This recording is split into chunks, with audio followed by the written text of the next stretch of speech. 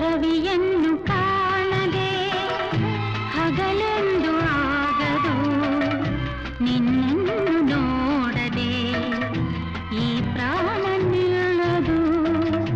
ಕಡಲನ್ನು ಸೇರದ ನದಿಯಲ್ಲಿ ಕಾಣುವೆ, ನಿನ್ನನ್ನು ಸೇರದೆ ನಾ ಹೇಗೆ ಬಾಳುವೆ. ವಿರಹದ ನೋವ ಮರೆಯಲಿ ಜೀವ, ಹೂವು ಗಂಧ ಸೇರಿದಂತೆ